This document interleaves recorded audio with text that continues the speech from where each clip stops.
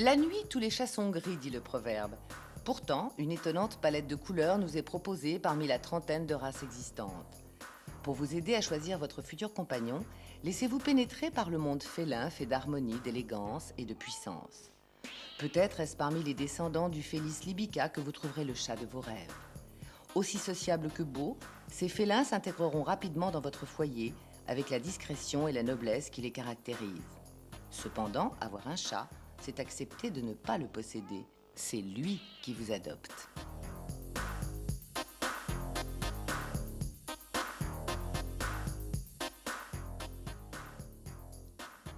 Il a conservé son instinct sauvage.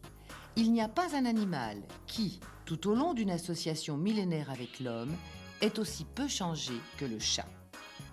Les artistes disent que cet animal énigmatique donne à la vie une autre dimension et favorise l'inspiration.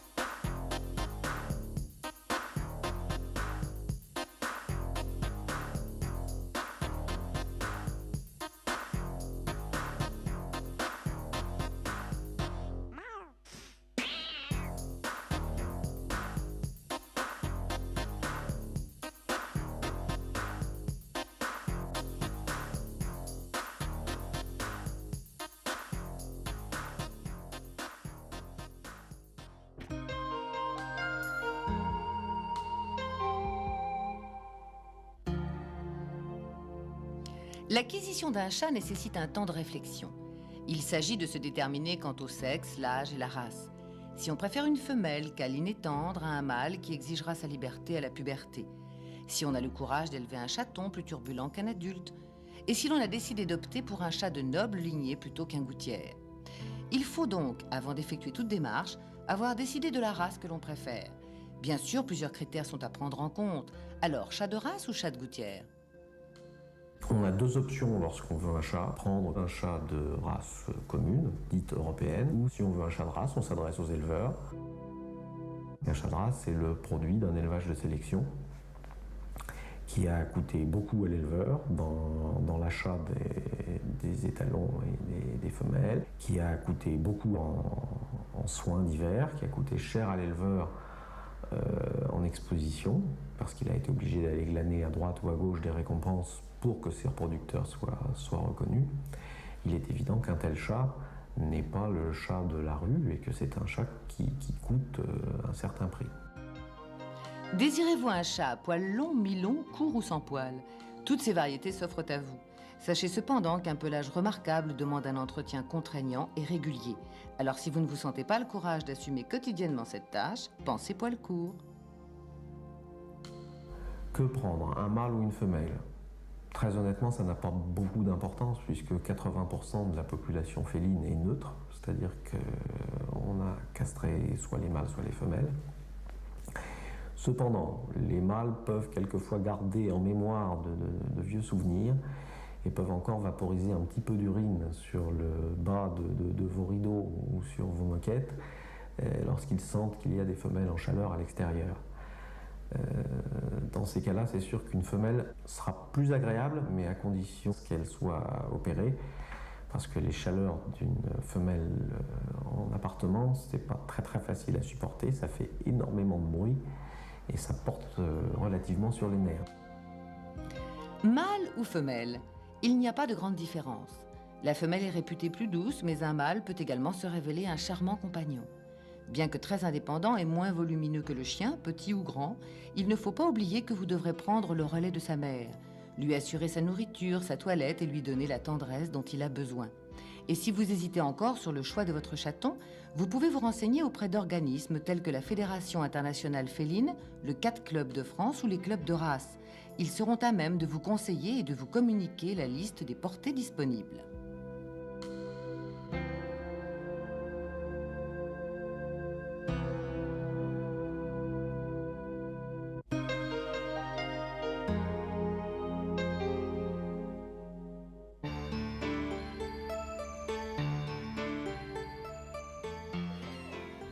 Le développement comportemental est le même pour toute l'espèce féline.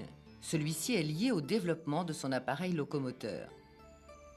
Le comportement du chat est assez particulier. Il est dérivé du comportement des grands félins. Il y a exactement le même comportement entre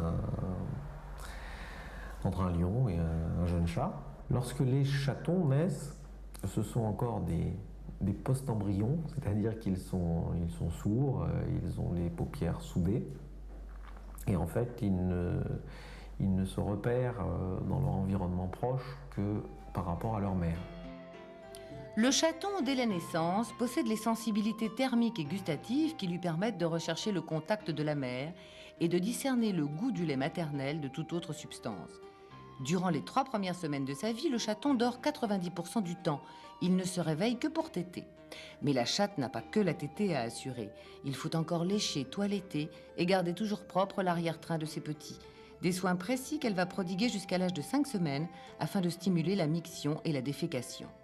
Selon les comportementalistes, ce geste ne représente pas qu'une simple exigence physiologique. La mère inculque ainsi au chaton la notion de propreté et les principes d'éducation à la vie sociale.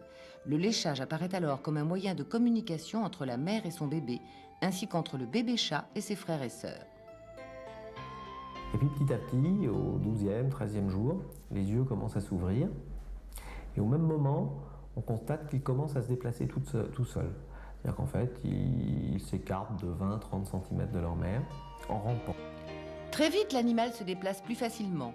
Dès le 17e jour, le chaton commence à entendre. À partir de 3-4 semaines, il a atteint le rythme de l'adulte. Ses activités se diversifient car les périodes d'éveil s'allongent. Elles représentent 40% du temps. À cet âge, les comportements sociaux évoluent de pair avec les organes des sens. On peut alors parler de communication tactile, léchage mutuel et recherche du contact corporel.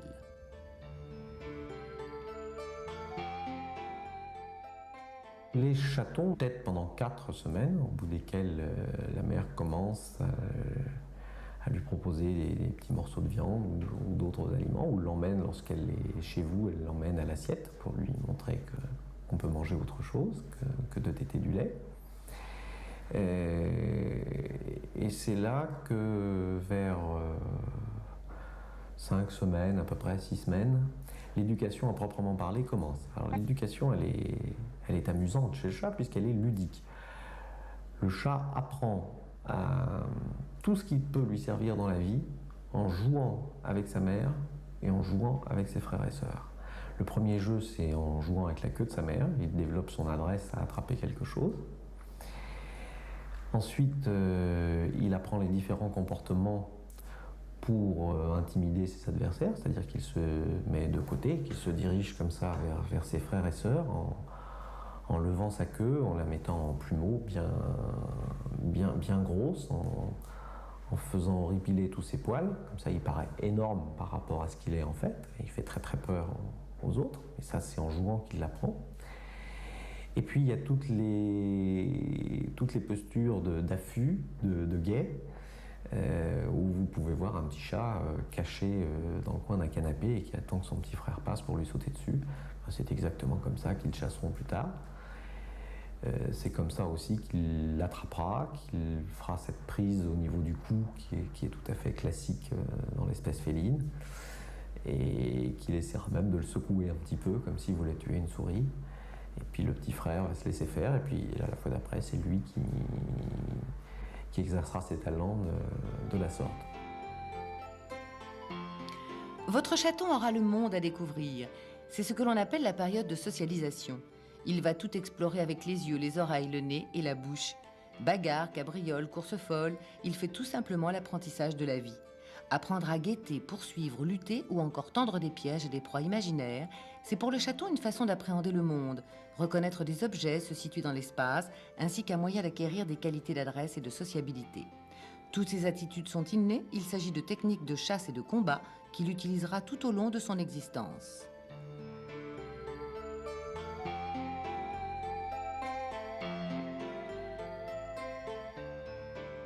L'éleveur joue également un rôle important dans l'éducation du chaton en lui faisant découvrir un monde qui sera le sien puisqu'il est voué à devenir un chat de compagnie, l'habituer à l'homme en le manipulant et aux autres animaux. Nous préparons ainsi une bonne socialisation.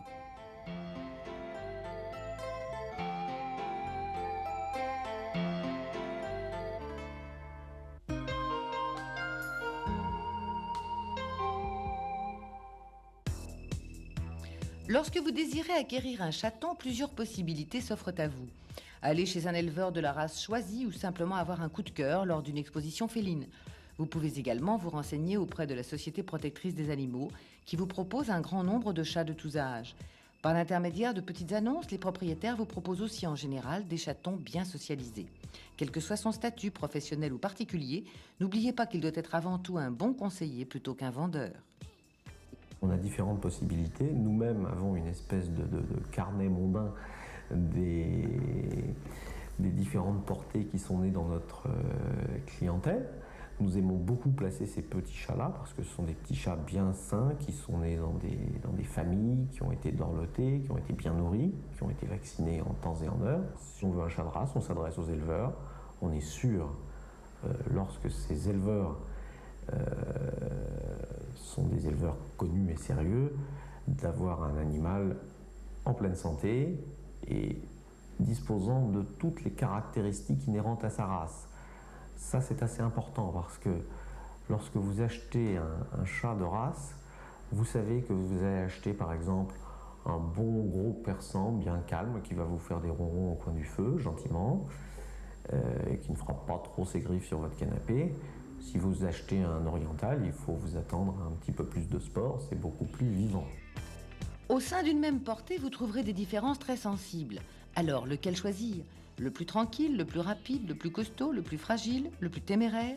L'éleveur qui aura déjà jugé le caractère de ses chatons saura vous conseiller en fonction de votre mode de vie. En règle générale, c'est sûr qu'il vaut mieux acquérir un petit chat. L'âge légal se situe à 3 mois. C'est déjà presque un petit peu tard. Bon, c'est sûr que pour faire tatouer un chat, il vaut mieux attendre à peu près 3 mois parce que les oreilles sont bien petites avant. Mais 2 mois est un âge tout à fait correct pour prendre un chaton. Tout d'abord parce qu'il est sorti de sa petite enfance, il est déjà bien débrouillé, il est sevré. On peut à 2 mois l'avoir déjà vacciné puisque le premier vaccin se fait à l'âge de 7 semaines, on peut l'avoir testé. Donc vous avez déjà une certaine sécurité à ce niveau-là. Quand vous irez chercher votre jeune compagnon, il y a différents points sur lesquels il va falloir vous attarder. Il va tout d'abord falloir regarder son aspect général. Il ne doit pas avoir le ventre ballonné et il ne doit pas être maigre avec une très grosse tête. Maigre avec une très grosse tête, ça signifie rachitique. Le ventre ballonné, ça signifie parasité. Vous devrez faire attention également à l'état du poil. Le poil doit être soyeux, chaque poil doit être séparé de son voisin. On ne doit pas avoir de petits picots, ce qu'on appelle un poil piqué. Le poil piqué est primo signe de mauvaise santé en règle générale. Et deuxièmement, il est très souvent synonyme d'ectoparasitose, c'est-à-dire qu'il révèle souvent que le petit chat a des puces. Cela dit, ne vous attardez pas trop sur le problème des puces, ça n'a jamais tué un chat. Et il est rare qu'un chat n'ait jamais de puces, c'est même quelque chose d'exceptionnel. Donc à la limite, si vous trouvez un très très beau chaton avec 2 puces, vous pouvez le prendre et adopter les 2 puces en même temps que lui. Et au niveau de la tête, il y a des choses auxquelles il faudra faire très très attention, ce sont les yeux et les narines. Vérifiez bien qu'il n'y a aucun écoulement par les narines et qu'il n'y a pas de conjonctivite, c'est-à-dire que les yeux ne sont pas tout rouges, voire collés, comme cela arrive quelquefois, parce que dans ces cas-là, c'est le signe du redoutable coryza des chats, qui n'est pas très très grave lorsqu'il atteint un adulte, mais qui peut tuer un chaton sans aucun problème. Et puis bon, un conseil qui est classique, réservez votre adoption jusqu'au moment où vous avez pu montrer le petit chat à un vétérinaire, c'est quand même plus sûr. Il vaut mieux, je sais que quelquefois c'est très très dur, mais il vaut mieux ne pas adopter un chat qui va vous apporter des chagrins immenses et en adopter un qui est en bonne santé. C'est quand même pour vous-même comme pour vos enfants, votre entourage, beaucoup plus agréable. Lors de l'acquisition, l'éleveur vous fournira plusieurs documents. Il vous remettra le pédigré de votre chaton. Le pédigré représente sa carte d'identité. Il y est indiqué son nom, son sexe, sa date de naissance, sa race, sa couleur, ainsi que ses ascendants. Il vous remettra également son carnet de vaccination signé par un vétérinaire. Votre futur chaton doit déjà être vacciné contre le typhus, le coryza et avoir été soumis à un test de séronégativité à la leucose. Certains chatons auront été vaccinés contre la rage selon les régions infestées. Ensuite, il vous remettra le certificat de vente qui atteste que le chat vous appartient. Ce formulaire doit être signé par les deux parties et retourné au club de race auquel l'éleveur est affilié. Issus de chats de noble lignée ou non, tous partagent la malice d'un Ramina Grobis.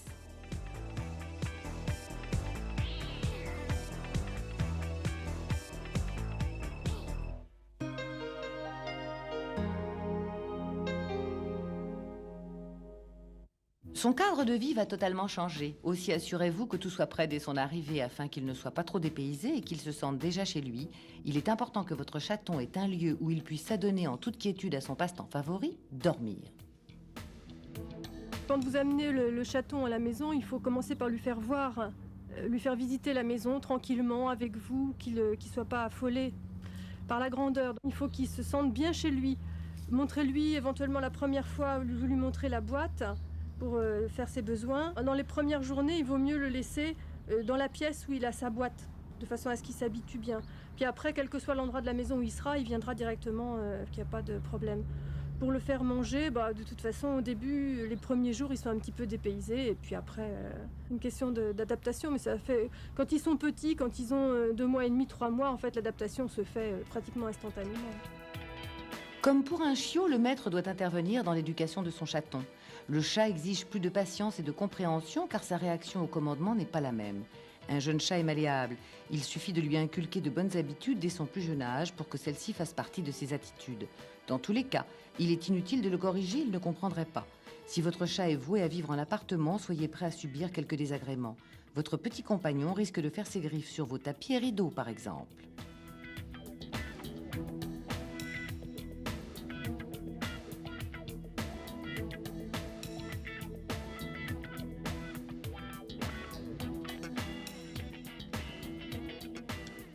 Afin de pallier à ce problème, il existe des cartons à gratter ou des arbres à chat. Votre petit chat se fera un plaisir de l'essayer. Intrépide et très curieux, il va, avec ou sans vous, faire le tour du propriétaire. Le chaton, qui ne pense qu'à s'amuser, ignore tous des dangers qui le menacent. Attention aux fenêtres ouvertes, aux parties de cache-cache derrière le réfrigérateur et aux objets pointus traînant sur le sol ou sur un meuble.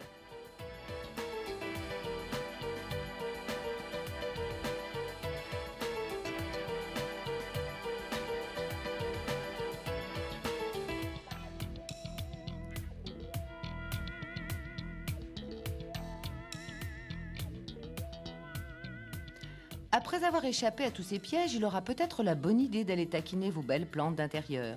Et là, attention, certaines plantes sont nocives. Pour éviter ces incidents, proposez-lui de l'herbe à chat qui lui fera oublier toutes les autres.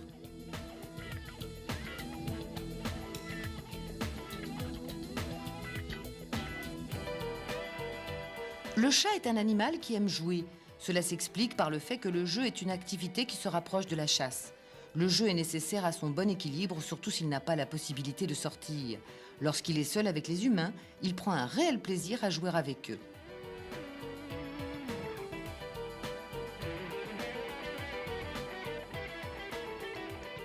Mis en contact très jeune avec eux, votre chaton s'habituera très bien à la présence d'autres animaux.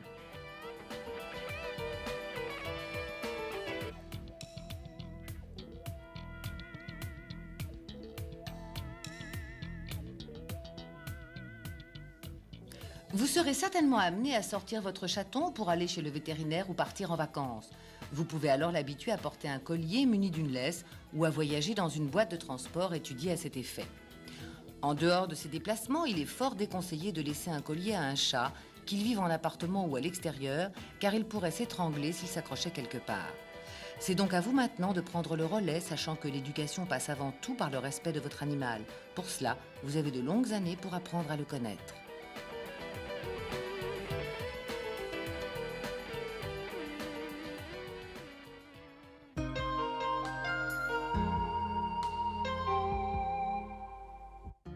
Dans la semaine qui suit l'acquisition du chaton, il est souhaitable de se rendre chez un vétérinaire pour procéder à la visite d'achat. Il vérifiera que votre petit compagnon n'a aucune tare génétique qui pourrait alors justifier une annulation de vente. Comme tout animal civilisé, le chat a ce qu'on peut appeler une vie sanitaire. C'est-à-dire qu'à partir de l'âge de 7 semaines, on peut le vacciner. Alors je ne saurais trop vous conseiller à ce moment-là de le faire tester pour savoir s'il est atteint ou non de leucose. S'il n'est pas atteint de leucose, faites-le vacciner. Donc dans un premier temps, à 7 semaines, vous faites vacciner votre chat contre ce qu'on appelle le typhus, la panleucopénie infectieuse, contre la rhinotrachéite infectieuse du chat ou coryza, contre la leucose. Vous faites pratiquer un rappel de toutes ces maladies 3 semaines à 1 mois plus tard. Et à l'âge de 3 mois, vous le faites vacciner contre la rage, puisque légalement, on n'a pas le droit de vacciner les chats contre la rage avant l'âge de 3 mois. Reste l'épineux problème du tatouage. Le tatouage est une chose qui est obligatoire dans les départements infestés de rage, ainsi que la vaccination contre la rage. Cependant, tatouer un chaton de 2 mois, ça pose quelquefois de gros problèmes. Donc on a 2 positions à cet égard. Soit on les tatoue vers 3 mois, et voire un peu plus quand les oreilles présentent une taille suffisante pour qu'on puisse y effectuer un tatouage. Soit on attend la fameuse opération qu'on peut faire effectuer à partir de 7 à 8 mois pour profiter de l'anesthésie en fait. Selon le mode de vie auquel votre chat est destiné, vous avez le choix de le faire stériliser ou non.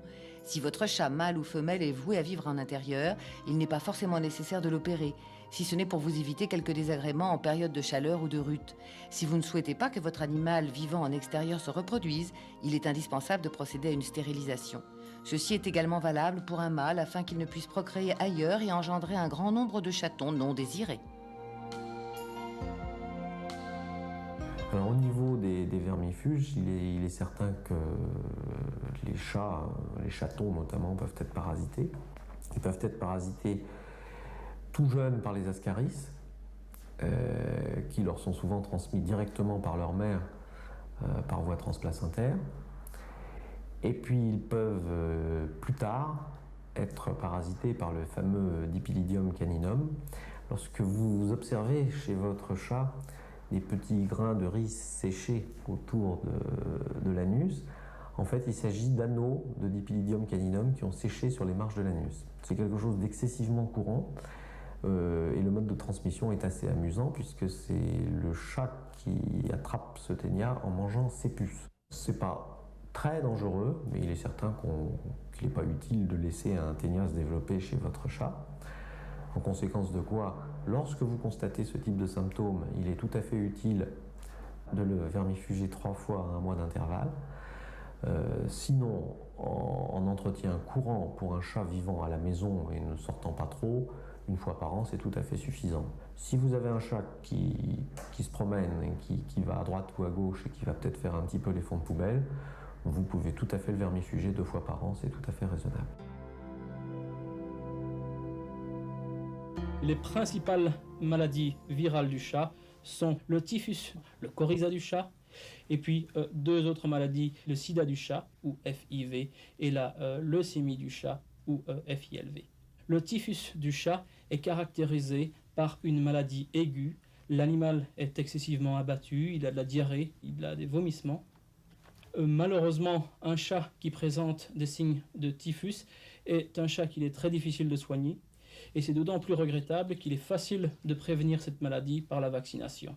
Le coryza du chat est une maladie qui est un petit peu plus embêtante. Les signes cliniques se traduisent par des écoulements oculaires, par des écoulements nasaux et par une inflammation de la bouche, de la gorge et de la trachée. Donc l'animal éternue, l'animal tousse. Dans certains cas, elle peut être compliquée par des infections bactériennes. Dans ce cas, il est important de consulter votre vétérinaire qui prescrira des antibiotiques pour empêcher que cette infection supplémentaire devienne trop importante. La vaccination existe, mais malheureusement, elle n'est pas aussi efficace que dans le cas du typhus du chat. Le vaccin permet simplement de réduire l'intensité des signes cliniques. Le virus du sida du chat, ou aussi appelé FIV, se caractérise, comme chez l'humain, par une déficience immunitaire. Et les signes cliniques principaux que l'on va retrouver chez les chats qui souffrent de cette immunodéficience sont des inflammations de la bouche qu'on n'arrive pas à soigner, des infections urinaires à répétition. Ce sont aussi des chats qui ont tendance, quand les signes cliniques arrivent, à devenir maigres, à avoir de la diarrhée, à vomir et à être en très mauvais état général. Heureusement pour nous les hommes, les virus se caractérisent par une très grande spécificité, c'est-à-dire qu'ils ne passent pas facilement d'une espèce à l'autre. Il n'y a aucun problème entre le chat et l'homme. Donc vous ne pouvez pas avoir le moindre risque d'infection par un rétrovirus du chat qui provoquerait une infection chez l'humain. Le sida du chat se communique entre les animaux principalement par les morsures. Donc ce sont des chats qui ont tendance à aller se promener, tendance à se bagarrer, qui auront le plus de chances d'attraper cette maladie. Au jour d'aujourd'hui, il n'y a pas de vaccin pour prévenir cette maladie. Le virus de la leucémie féline, comme son nom l'indique, se traduit surtout par des anomalies, des lignes sanguines blanches.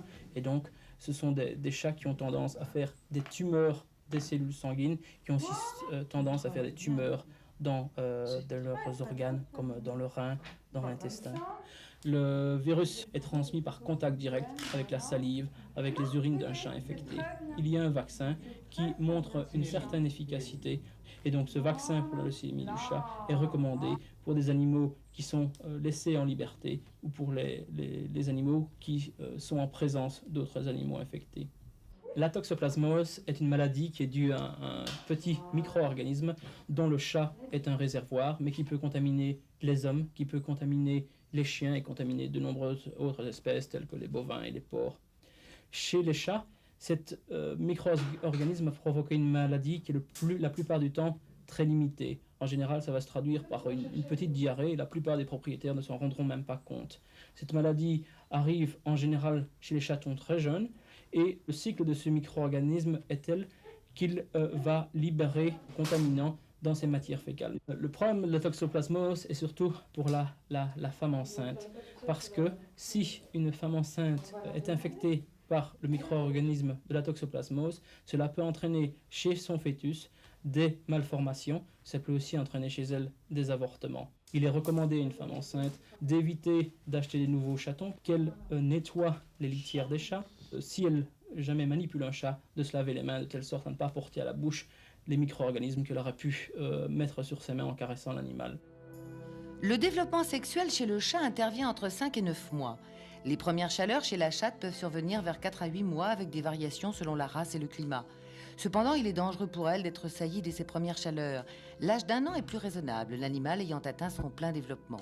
La chatte peut avoir jusqu'à 5 chatons par portée et ce plusieurs fois par an. Le chat castré change en général de comportement. Il devient plus doux, plus affectueux et attaché à son foyer dont il s'éloigne moins qu'un chat entier. Aussi, son urine perd l'odeur forte provoquée par les hormones. Il existe cependant le risque de voir votre chat prendre du poids.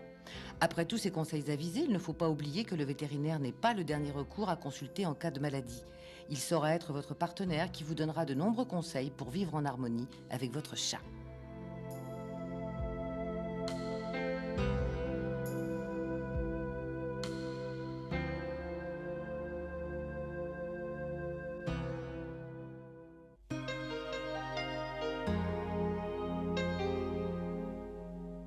Un autre volet de la prévention médicale chez le chaton est l'alimentation. Celle-ci est fondamentale car elle va conditionner son état de santé à l'âge adulte.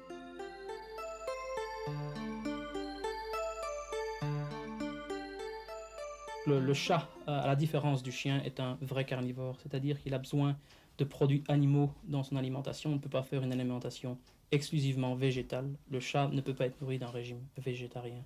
L'autre point qui est important à dire, c'est que on ne peut pas nourrir, puisque le chat est un vrai carnivore, on ne peut pas employer des aliments pour chiens pour nourrir un chat.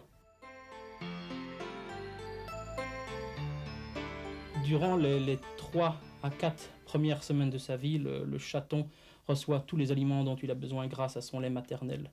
Dans certaines circonstances, la chatte n'est pas capable de produire assez de lait. Dans ce cas-là, il est conseillé de donner ce qu'on appelle des laits de substitution, qui sont de laits qui ont été spécialement formulés pour l'alimentation du chat et que vous pouvez trouver chez votre vétérinaire ou en pharmacie ou encore dans les magasins spécialisés dans l'alimentation du chien et du chat.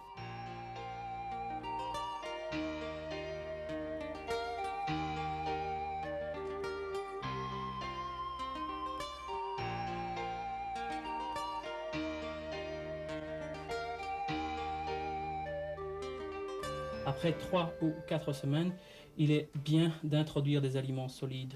Au départ, on mélange ou bien des croquettes ou bien de la boîte avec un petit peu d'eau, avec un petit peu de lait pour faire une bouillie. Et on encourage les chatons à y toucher, par exemple en séparant un peu la mère de ces chatons, de telle sorte que les chatons aient faim. Et progressivement, cette alimentation extérieure devient de plus en plus importante. Et vers l'âge de 7 à 8 semaines, on peut facilement séparer complètement les chatons de leur mère. Et à ce moment-là, ils sont sevrés.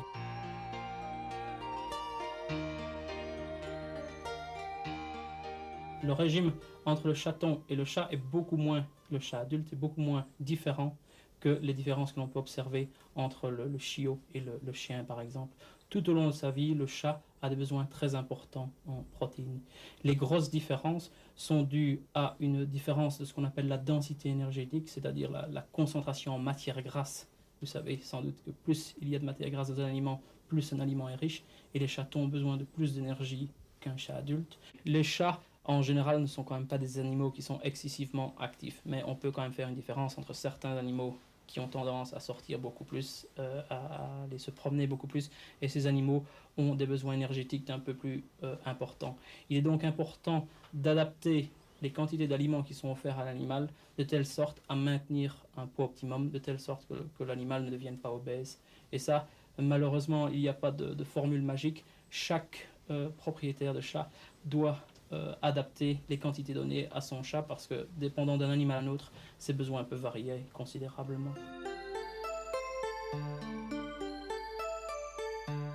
D'un autre côté, les chats qui ont été castrés ou les chats qui ont été ovariectomisés, ce qui veut dire qu'on les a opérés pour qu'ils ne puissent plus avoir de jeunes, ont tendance à gagner du poids. Au jour d'aujourd'hui, on n'a pas encore très bien compris pourquoi ces animaux gagnaient du poids après de telles opérations, mais c'est une observation que tous les vétérinaires et tous les propriétaires ont fait. Et il est donc important de réduire les quantités qui sont distribuées à ces animaux.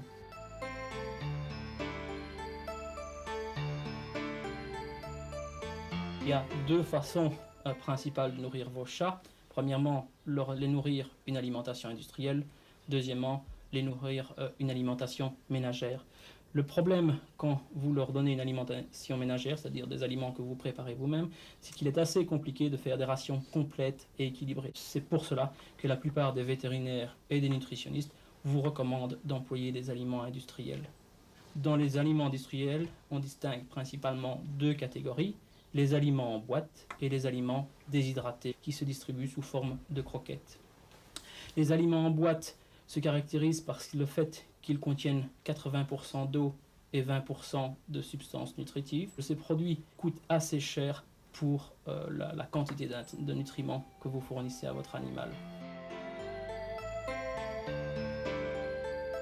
Les aliments secs contiennent 90% de nutriments et 10% d'eau. Les progrès des dernières années dans la préparation de ces croquettes a fait que les chats maintenant aiment beaucoup aussi ces croquettes et qu'il n'y a pas de problème de l'appétence. Il est aussi possible de les laisser dans un bol pendant plusieurs journées sans que ces aliments ne deviennent mauvais et donc l'animal est capable d'aller régulièrement dans son bol, prendre les croquettes dont il a besoin et se nourrir ainsi. Les chats qui sont nourris avec des aliments secs ont besoin d'eau. On estime que les besoins en eau du chat sont d'à peu près 40 ml par kilo de poids vif par jour. Il est donc important de toujours laisser un bol d'eau fraîche près du bol d'aliments secs. Certains chats n'apprécient que de boire de l'eau fraîche, donc il est important de renouveler cette eau régulièrement. Un aliment qu'il faut éviter de donner au chat, c'est du foie. Le problème du foie, c'est qu'il a une concentration très importante en vitamine A et que ces concentrations importantes en vitamine A peuvent causer des intoxications. Un autre aliment qu'on distribue généralement aux chats et pourtant qui n'est pas nécessairement bon pour Louis, c'est le lait. Les chatons n'ont aucun problème à digérer le lait, mais les chats adultes perdent cette capacité à digérer les sucres qui sont dans le lait et qui s'appelle le lactose. Un dernier aliment qui n'est pas recommandé, c'est le poisson cru. Il y a un facteur antinutritionnel qu'on appelle une vitamine B1. Et si vous donnez à votre chat du poisson cru, il va devenir déficient en cette vitamine B. Les principales maladies qui sont associées à l'alimentation chez les chats sont d'abord l'obésité, je vous en ai déjà beaucoup parlé, et l'obésité chez le chat peut aussi provoquer le diabète, donc on a tout intérêt à empêcher que son animal devienne obèse. La façon de faire ça, c'est de distribuer des régimes qui ne sont pas trop denses en énergie et donc dont la proportion de matière grasse est la plus basse possible. Si votre chat ne tolère pas des aliments qui sont bas en matière grasse, eh bien, il faut distribuer des quantités limitées d'un régime qui est un peu plus riche. La deuxième qui peut être associée à l'alimentation, c'est la constipation. Une façon d'aller à l'encontre de ces problèmes, c'est d'augmenter la proportion de fibres dans l'aliment, et je vous recommande pour ça de consulter votre vétérinaire. La troisième maladie dont vous entendrez certainement parler en étant propriétaire de chat, c'est ce qu'on appelle les calculs urinaires. Il est facile d'empêcher la formation de ces calculs en distribuant un aliment qui était spécialement formulé pour rendre l'urine acide. De plus, comme je vous l'ai déjà dit plus tôt, il est très important de distribuer aux animaux une quantité importante d'eau fraîche, de telle sorte que le chat boive le plus possible et qu'il ait une urine la moins concentrée possible. Les chats sont dits néophiles, c'est-à-dire qu'ils aiment les aliments nouveaux. Cependant, cela ne veut pas dire qu'ils ont besoin d'une alimentation variée. Votre compagnon sera heureux et en bonne santé à condition que sa ration soit toujours bien équilibrée et complète.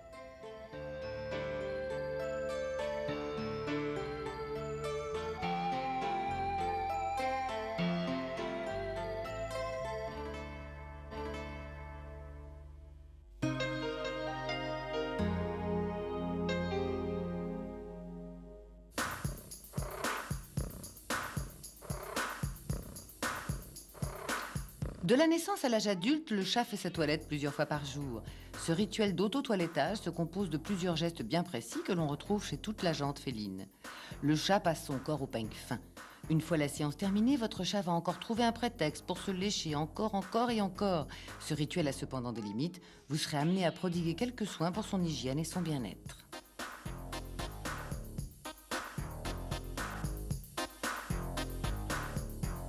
Donc les chats sont essentiellement des animaux qui ont tendance à garder leur pelage très propre. J'ai un chat qui ne prend plus soin de son pelage, est en général un chat malade, donc je vous recommande de l'emmener chez votre vétérinaire au plus vite. Il y a très peu d'entretien avec un chat.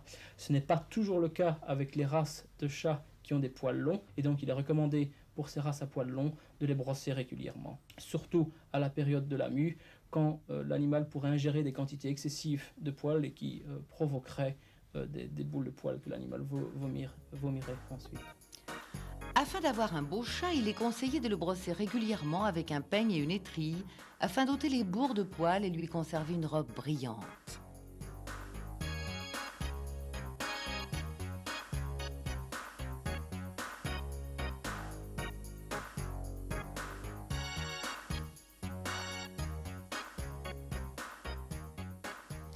Les yeux du chat coulent rarement. Cependant, il est souhaitable de les nettoyer à l'aide d'un sérum physiologique afin d'éliminer d'éventuelles saletés.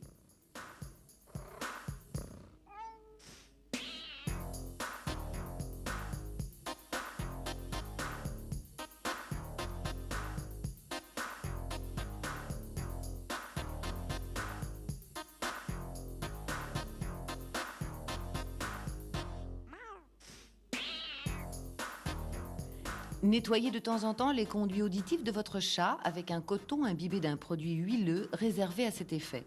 Votre vétérinaire pourra vous conseiller.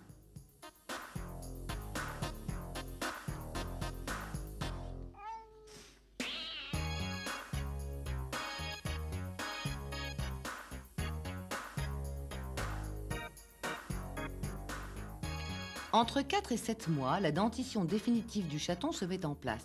Il convient de veiller à ce qu'elle reste saine. On voit souvent se développer du tartre sur les dents du chat en raison de son alimentation qui se compose en majorité de produits mous. En prévention, alternez la prise d'aliments mous avec des aliments secs pour l'obliger à mastiquer. En complément, votre vétérinaire pourra procéder à un détartrage.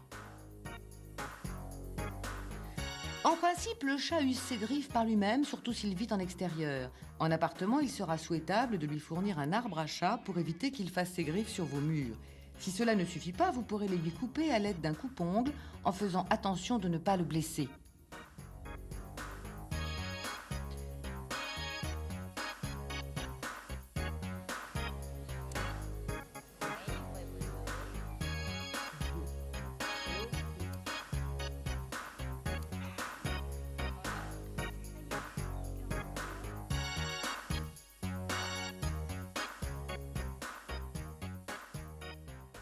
Le problème de la puce, c'est qu'elle vit 90% en dehors du chat.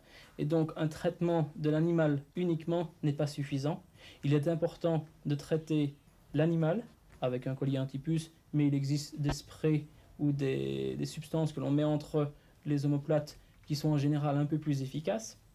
Il est important de traiter l'environnement à l'intérieur de la maison dans lequel l'animal va se coucher. Et finalement, il est aussi important, surtout dans les régions chaudes, à traiter le milieu extérieur parce que les puces peuvent très bien vivre dans les herbes et dans les buissons.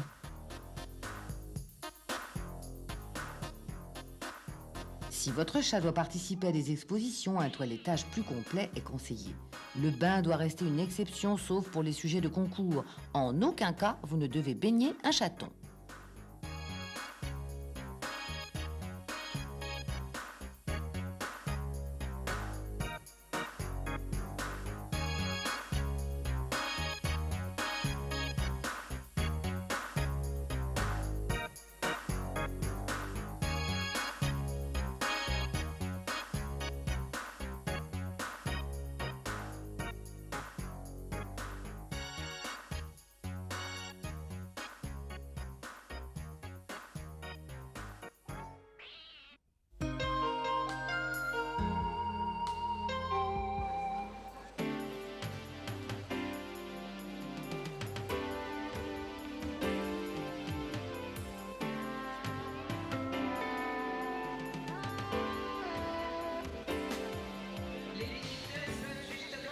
Pour participer à une exposition, un chat doit être inscrit dans un livre d'origine,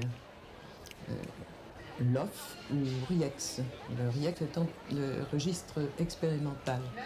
Dans le cas où un chat n'est pas inscrit dans un livre, pour une raison ou pour une autre, soit parce que c'est un chat trouvé, soit parce qu'il a été recueilli dans un refuge, soit parce que les propriétaires n'ont pas fait le nécessaire, il y a toujours la possibilité d'inscrire le chat dans la classe novice. Il faudra que le chat soit vu par 2 juges qui lui donneront, ou pas bien entendu, le qualificatif excellent et indiqueront la race dans laquelle il doit concourir. Le chat pourra être inscrit dans un livre sans filiation, bien entendu, puisqu'il n'en a pas, mais il sera inscrit donc pour les générations futures. Et dans le cas où le chat, donc à l'inverse, est inscrit dans un livre d'origine, il pourra concourir à partir de l'âge de 3 mois ou 4 mois. Ce qui fait la différence, c'est le vaccin antirabique. En France, on ne peut pas vacciner un chat avant l'âge de 3 mois. Pour être valable, le vaccin antirabique doit avoir été fait depuis 1 mois. Il y a plusieurs classes. La classe de 3 à 6 mois, puis la classe de 6 à 10 mois, et ensuite la classe ouverte. En arrivant à l'exposition, le chat devra subir un contrôle vétérinaire très strict. Seront vérifiés évidemment les carnets de vaccination, les tatouages, qui maintenant est obligatoire partout en France. Il est évident qu'au moment de participer à une exposition, vous aurez, vous, quelques petites choses à faire. Mettre le chat dans le meilleur état possible, c'est-à-dire au mieux de sa forme. Qu'il soit bien toiletté, qu'il n'ait pas la moindre puce, parce que les puces sont aussi un problème disqualificatoire. Il aura été inscrit dans une classe qui correspond à son standard, et donc selon son âge, le chat va concourir.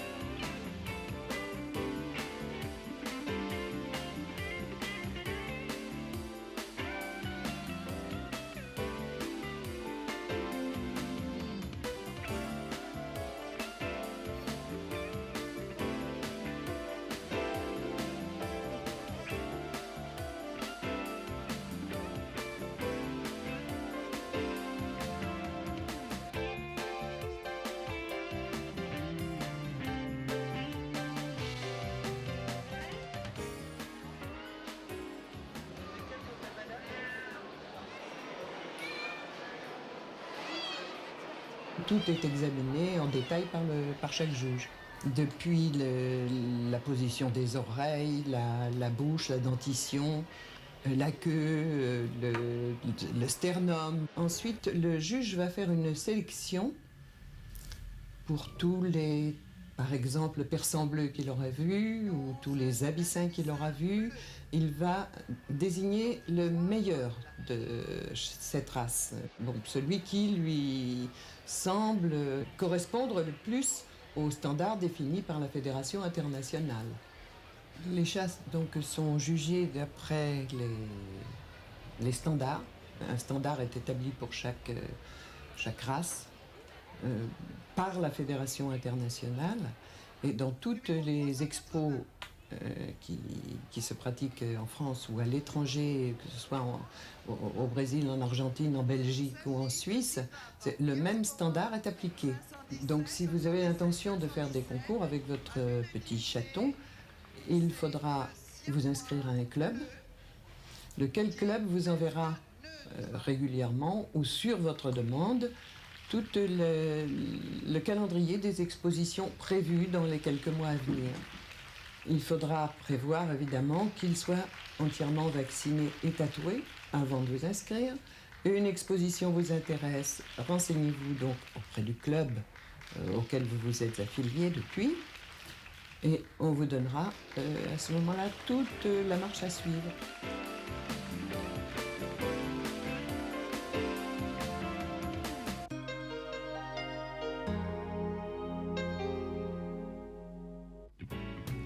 Chacun chez soi, c'est ce que le chat s'efforce de rappeler à ses congénères en marquant son territoire.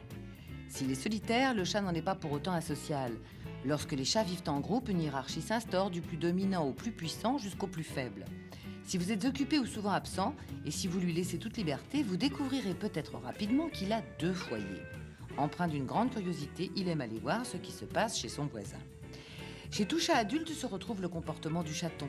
Même à un âge avancé, il garde un temps pour le jeu et a toujours son quart d'heure de folâterie. Son activité ludique n'a rien de futile, c'est un signe de bon équilibre. N'oubliez pas que c'est en jouant que le chat apprend la vie. Toutes ces attitudes sont innées. Elles ne diffèrent pas du comportement qu'il adopte en matière de défense du territoire ou lorsqu'il chasse. À la maison, c'est un gros chaton câlin, mais dès qu'il est dehors, il redevient indépendant. Le meilleur moyen de gagner la véritable affection d'un chat est de le laisser mener sa vie à sa façon.